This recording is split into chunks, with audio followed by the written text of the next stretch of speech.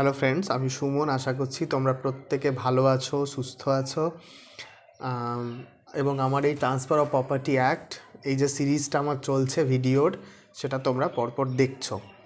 তো আজকে আমরা সেকশন 13, তারপর অ্যালিনেশন, ভিডিওটাতে আমরা section 13 transfer for benefit of unborn person, তারপর রুল এগেনস্ট পারপিচুইটি, সেকশন 15, এই জায়গাগুলোকে একটুখানি ডিসকাস করব।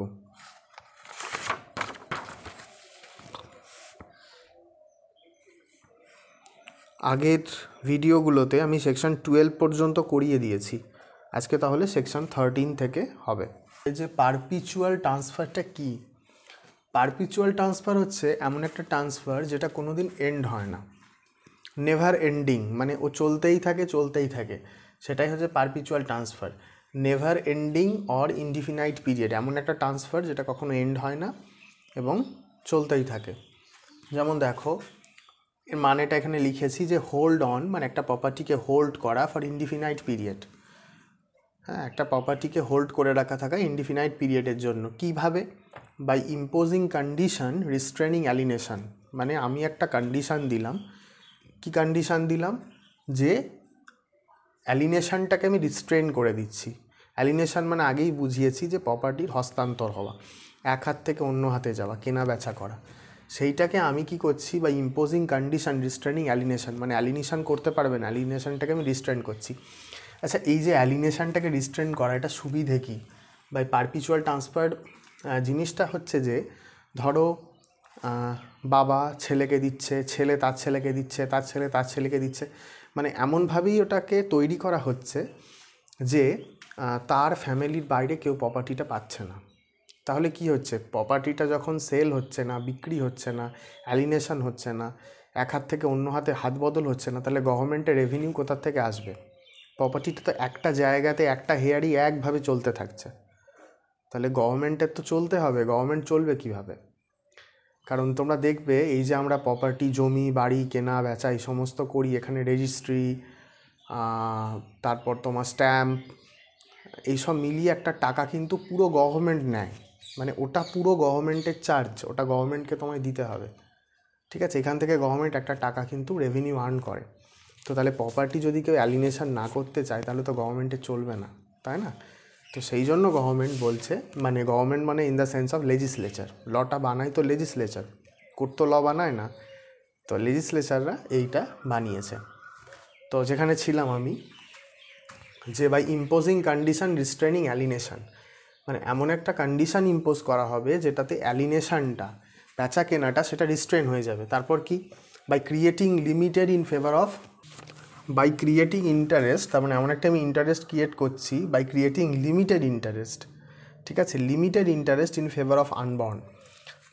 আনবর্নটা যখন আমি সেকশন 13টা আরও ডিটেলে বলবো, তোমরা বুঝতে পারবে যে আনবর্নকে কোনো প্রপার্টি দিতে গেলে সেটা লিমিটেড ইন্টারেস্ট দিলে হয় না, তাকে পুরো অ্যাবসলিউট ইন্টারেস্ট তোমাকে ছেড়ে দিতে হবে। তো ওই জন্য এই কন্ডিশানটাও। আর একটা কন্ডিশান আছে, 14-এ দেওয়া আছে, সেটা হচ্ছে যে by restraining vesting of interest. তাহলে কি আমি রিস্ট্রেন করছি? ভেস্টিং ইন্টারেস্টটা রিস্ট্রেন করছি in favour of an unborn. তাহলে আনবর্নের যেটা ভেস্টিং ইন্টারেস্ট, সেটাকে আমি রিস্ট্রেন করছি under section 13 even after the attaining his majority. তার মানে আনবর্ন 18 অ্যাটেন্ড করে গেছে, 18 অ্যাটেন্ড করে গেছে, তবু আমি তার রিস্ট্রেন করে দিচ্ছি, তার ভেস্টিং ইন্টারেস্টটাকে রিস্ট্রেন করে দিচ্ছি, সেটাও সেকশন 14-এ সেটাও ভয়েড হয়ে যায়। তো তাহলে আমরা পারপিচুয়াল ট্রান্সফারের স্লাইডটা এখানে দেখলাম। এরপর আমরা সেকশন 13টাকে আরেকটু ডিটেলে পড়ব। তাহলে সেকশন 13 আমাদেরকে বলে যে কিভাবে আনবর্ন পারসনকে আমরা প্রপার্টিটা ট্রান্সফার করতে পারি। যে মানুষটা এক্সিস্টেন্সই নেই, আনবর্ন, তাকে কিভাবে প্রপার্টি দেয়া যায়। তাহলে কোনো direct transfer, no direct transfer made in favour of unborn. তাহলে আনবর্ন যে, তাকে কিন্তু ডাইরেক্ট কখনো ট্রান্সফার করা যায় না। তাহলে কীভাবে করতে হবে? কারণ প্রথমেই তো আমরা দেখেছি যে ট্রান্সফার তখনই সম্ভব দুটো লিভিং পার্সনের মধ্যে। প্রথমে যখন ডেফিনেশন বলেছিলাম, কোনো কর্পোরেট, কোনো অফিস, তাকেও পার্সনের ডেফিনেশনের মধ্যে আনা যায়। তো সেকশন 13-এ তাহলে no direct transfer made in favour of unborn, direct transfer করা যায় না। তাহলে কি করতে হবে, লিভিং পার্সনকে দিতে হবে, একটা লিভিং পার্সনকে দিতে হবে, এবং লিভিং পার্সনটাকে আমি লিমিটেড ইন্টারেস্ট দেবো। সেই লিভিং পার্সন যখন আবার আনবর্নকে দেবে সে তখন পুরো ইন্টারেস্ট, অ্যাবসলিউট ইন্টারেস্টটা কিন্তু দিয়ে দেবে। যেমন দেখো, unborn come must in existence before the death of living person, ঠিক আছে। এবার ধরো সবার প্রথমে এ আছে, তো এবার এ বিকে দিল, এর উদ্দেশ্য হচ্ছে 20 সনকে দেওয়ার, 20 সন, ঠিক আছে। এইখানটা একটু ভালো করে বোঝো। এ প্রথম ধরো 20 সনকে দিতে চাইছে, বিয়ের ছেলেকে দিতে চাইছে, তাহলে এ সবার প্রথমে প্রপার্টিটা বিকে দিল এবং লিমিটেড ইন্টারেস্ট ক্রিয়েট করলো। এবার ধরো তারপরে বিয়ের সন যখন তার মেজরিটি অ্যাটেন্ড করবে তখন বিয়ের ছেলে প্রপার্টিটা পাবে, এবং বিয়ের ছেলে যে প্রপার্টিটা পাবে সেটা কিন্তু অ্যাবসলিউট ইন্টারেস্ট, বিয়ের ছেলেকে কিন্তু লিমিটেড ইন্টারেস্ট দেওয়া যাবে না। এবার ধরো এমন পরিস্থিতি হলো যে বিয়ের ছেলে সংসারে এলোই না, বিয়ের ছেলে হয়তো মারা গেল, বিয়ের ছেলে মাদারের উম্বেই মারা গেল, হয়তো বিয়ে করলো না, সন্ন্যাসী হয়ে গেল, ঠিক আছে, অনেক রকম কন্ডিশন হতে পারে। তখন কি হবে, তখন এই প্রপার্টিটা আবার ব্যাক করবে এর কাছে। এই কন্ডিশনটা যদি ফুলফিল না হয়, বিয়ের ছেলে যদি সংসারে না আসে, তাহলে প্রপার্টিটা ব্যাক টু এ। আচ্ছা, মায়ের যদি উম্বে থাকে, মায়ের উম্বের মধ্যে থাকলেও সেটাকে কিন্তু এক্সিস্টেন্সের মধ্যেই ধরা হবে। আর ধরো মায়ের উম্বে নেই, যেটা বললাম আমি এই কন্ডিশনগুলো, তাহলে কিন্তু প্রপার্টিটা ব্যাক করবে ট্রান্সফারারের কাছে। এ হচ্ছে ট্রান্সফারার, এরা হচ্ছে ট্রান্সফারি, তাহলে এর কাছে ব্যাক করবে। বোঝালাম সেটা হচ্ছে যে ইন্টারেস্টটা ট্রান্সফার হবে, interest transfer to unborn must be absolute. তাহলে যেই ইন্টারেস্টটা ট্রান্সফার হবে আনবর্নের কাছে সেটাকে কিন্তু অ্যাবসলিউট হতে হবে। কীরকম, এর ইচ্ছে যে তার নাতিকে প্রপার্টি দেবে, এর নাতিকে, বিয়ের ছেলে, বিয়ের সন। এবার এ তাহলে সবার আগে বিকে কি দিল, এলআই দিল, এলআই মানে আমি শর্টাই লিখেছি লিমিটেড ইন্টারেস্ট। এবার ধরো বি যখন বিয়ের ছেলেকে দিচ্ছে সে কিন্তু এলআই দিতে পারবে না, কারণ যার কাছে ট্রান্সফার হচ্ছে, যে আনবর্নের কাছে ট্রান্সফার হচ্ছে, এ তো আনবর্ন, একে কিন্তু অ্যাবসলিউট ইন্টারেস্ট দিতে হবে, একে এআই দিতে হবে, অ্যাবসলিউট ইন্টারেস্টটা কিন্তু একে দিতে হবে। গ্রিজেস দত্ত ভার্সেস দত্তা দেন, তো এটা একটা ল্যান্ডমার্ক কেস, এই কেসটা একটুখানি দেখে নিও। সেকশন 14-এ দেখো রুল এগেনস্ট পারপিচুইটি। সেখানে কি হলো, এ বিকে দেবে, বি সিকে দেবে, সি ডিকে দেবে, ঠিক আছে, ডি ইকে দেবে, ই আবার এর সনকে দেবে। তাহলে দেখে মনে হচ্ছে না পারপিচুইটির মতো পরপর চলে যাচ্ছে।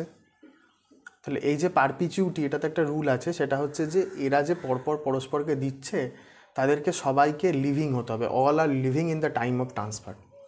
ইয়ার সন লিভিং না হলেও চলবে, আমরা ইয়ার সনকে এখানে আনবর্ন ধরবো, ঠিক আছে। এ হচ্ছে আনবর্ন, এ আনবর্ন, কিন্তু তোমার বাকিদেরকে কিন্তু ট্রান্সফারের সময় লিভিং হতে হবে। কারণ একটা জিনিস লক্ষ্য করো, সবাই যদি লিভিং হয় ট্রান্সফারের সময়, একটা মানুষ হার্ডলি কত বছর বাঁচে, 70-80 বছর, এখন যদি অ্যাভারেজ নিই, তো 70-80 বছরে সবারই তো বয়স বাড়ছে, একসাথে সবার বয়স বাড়ছে, কারোর বয়স তো থেমে নেই। তাহলে এরা যখন এই পরপর ট্রান্সফারটা হচ্ছে তখন সবাইকে লিভিং হতে হবে in the time of transfer, তাহলেই এটা কিন্তু এই ট্রান্সফারটা ভ্যালিড।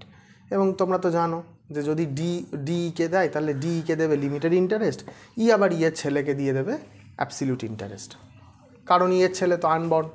সেকশন 14-এ পারপিচুইটি রুলটা কি, মানে কতটা সময় লাগে সেটা হচ্ছে, দেখো, maximum remoteness of vesting. Maximum remoteness of ভেস্টিংটা কি, সেটা হচ্ছে up to the life of last living person. তাহলে শেষ যে লিভিং পারসন, মানে যাকে ওই লিমিটেড ইন্টারেস্টটা দেওয়া হয়েছিল, তার লাইফ পর্যন্ত, up to the life of last living person plus age of majority of unborn, এখনও যে সংসারে আসেনি, ঠিক আছে, তার যতদিন না মেজরিটি হচ্ছে তার যতদিন না 18 ইয়ার্স কমপ্লিট হচ্ছে, ঠিক আছে, তার যতদিন না 18 ইয়ার্স কমপ্লিট হচ্ছে ততদিন তো ওয়েট করতে হবে, এই সময়টুকু লাগে।